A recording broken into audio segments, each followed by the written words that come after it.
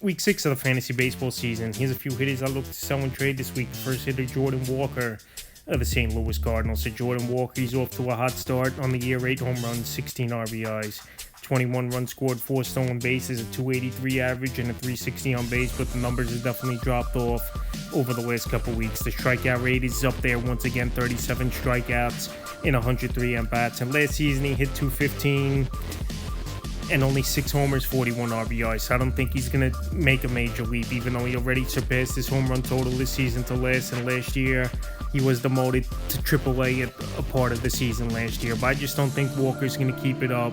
And we've seen it now the last couple weeks. The numbers already drop. A homer, 2 RBIs, 3 stolen bases, 8 runs scored, 227 average, and a 320 on base. He's still getting on base, which is a good thing to see. Drawing walks is Jordan Walker, but he's still chasing out of the strike zone. And in a young lineup with a lot of first and second year players for the St. Louis Cardinal team. Teams are going to pitch around him a little bit or not give him a lot of fastballs to hit, and that's been the case over the last few games. And now he's struck out 8 times in the last 5 games for Jordan Walker. April 21st in Miami, 0 for 4. April 24th versus the Mariners, 0 for 4 run. April 25th versus the Mariners, 1 for 4 run. April 26th versus the Mariners, 1 for 2. And April 27th at the Pirates, 0 for 3 in a nice comeback victory in the 9th inning. So like I said, Walker starting to struggle a little bit. His value's definitely taking a little bit of a hit, where a couple weeks ago when he was on this list, he was at peak value, hitting almost 350 and already had the 8 home runs at the time as well in only 3-4 weeks of the season. But right now, the league's starting to catch up to him a little bit after he made some good adjustments coming into the season and getting off to the hot start. But now he's starting to struggle. So while he still has some value, and we could be here 2 weeks from now when his numbers drop even more, I would try to trade him off right now is Walker before you don't get much in a deal for him. Next hitter, Chandler Simpson of the Tampa Bay Rays. And with Simpson, he's off to a great start to start the year. No homers, 6 RBIs, 9 stolen bases, 14 runs scored, a 321 average, and a 354 on base percentage. So the last couple weeks, his numbers have definitely dropped off. Is Chandler Simpson. And I've said this weeks ago, he was a guy that was hitting almost 400 at the time. Not just early season being hot, and average fluctuates up and down pretty quickly in the first 2-3 weeks of the season. But now he's leveled off a little bit. In the last couple weeks, he's already only hitting 220 with no homers, 2 RBIs, 2 stolen bases. So for Simpson, pretty much, obviously, he's going to bring you stolen bases. On base, he's not going to bring you where last season we saw in a full year pretty much. He only was 31 points higher his on base to batting average, and so far this season only 33 points higher. So he's a free swinger, swings early in the count. He obviously puts the ball in play. You don't strike out a lot, which is a good thing, and with his speed he's going to get a lot of infield hits. 10 strikeouts only in 106 at-bats, which is a good number. But Chandler Simpson, obviously he's more of a guy that is going to use his speed to get his fantasy numbers. I know he's going to steal 40, 50 bases, most likely once again this season. But like I said, even with his speed and stuff, he don't score a lot of runs. He's not going to drive in runs, and he's just going to get stolen bases for the most part. So he's a one-trick pony, I think, for fantasy owners, and a little bit overrated. And I would sell him this week. April 24th versus the Twins, 0 for 3, a run and RBI. April 25th versus the Twins, 0 for 3, a stolen base. April 26th versus the Twins, 3 for 4, run, a stolen base. And here in tonight's game, in April 27th, the Guardians, he went 0 for 4 in that one. So like I said, Chandler Simpson, he's off to a great start. But like I said, when it's all said and done, pretty much stolen bases and maybe a decent batting average he'll give fantasy owners by the end of the year. Next hitter, O'Neal Cruz of the Pittsburgh Pirates. O'Neal Cruz, he got off to a great start, but like I said, the power could be there at times for him, but he's going to strike out 150 plus times easily as O'Neal Cruz. His batting average is going to go way down, and now we're starting to see it, and he's been on this list a few times, is O'Neal Cruz. But the last 2 weeks, that average is down to 170 with 3 homers, 11 RBIs, 4 stolen bases. And on the season, 8 home runs, 24 RBIs, 10 stolen bases, 19 runs scored, a 259 average, and a 320 on base. O'Neal Cruz, like I said, he was hitting over 300 a couple weeks ago, and quickly that batting average the last couple weeks has gone down all the way to 259, where last season he was only a 200 hitter, did steal 38 bases. And he's another guy, he's going to steal a lot of bases, is O'Neal Cruz.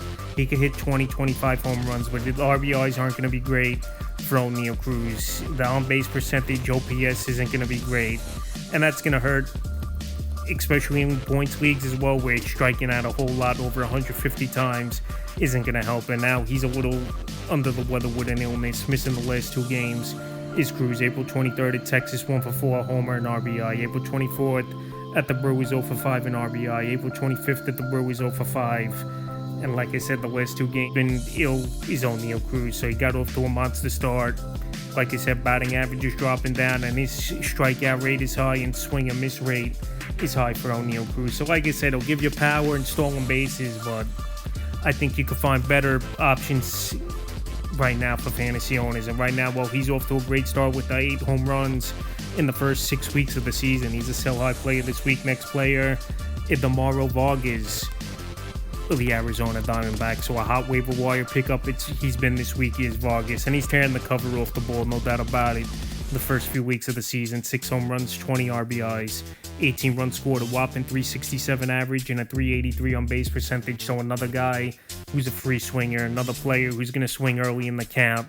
And we saw it last season in the 115 at-bats, only 22 points higher his on-base was to his average, and this season only 16 points higher to his average. So right now, he's on fire, like I said, is Vargas. Obviously, I don't think it's going to keep up. And anytime you could pick up a guy off the waiver wire and flip him in a deal with someone who's got more of a track record, or even pitching what you need, which is tough to come by, this would be the time to do it with Vargas. Like I said, he's not going to keep it up in my opinion. He does qualify your first and second, which is great versatility. In the last couple weeks, he's tearing the cover off the ball, 5 homers, 15 RBIs, 11 runs scored, a 348 average, and 348 on base. So like I said, pitchers, they're going to throw more off-speed stuff. They're going to see if he chases his Vargas, but he's looking for that dead red fastball and to swing early in the counts, and it's paid dividends for him over the last week, especially April 21st versus the White Sox, 1 for 4, a homer, 3 RBIs. April 22nd versus the White Sox, 2 for 5, 2 homers, 5 RBIs, 2 runs scored. April 23rd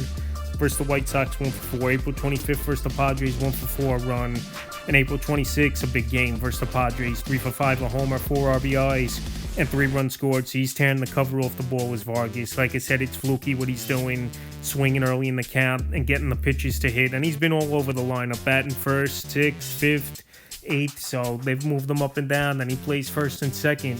He qualifies that for fantasy baseball, and they've moved him at those positions as well as his Diamondback team at times. So right now, well, he's playing good, and like I said, it's definitely fluky looking at the metrics and the numbers for Vargas. He's a sell-high hitter this week, and the final hitter, Xavier Edwards of the Miami Marlins. Xavier Edwards, he wasn't a top-rated prospect coming in, but he's got great versatility and good value, qualifies at second and short for fantasy owners. And his batting average, he's off to a great start, a homer, 9 RBIs, 4 stolen bases, 20 runs scored, a 343 average, and a 425 on base percentage. But with him as well, with Edwards, it's similar to Chandler Simpson. He's going to get stolen bases, but obviously not to the level of a Simpson. He could steal Edwards anywhere from, I would say, 25 to 30 at most.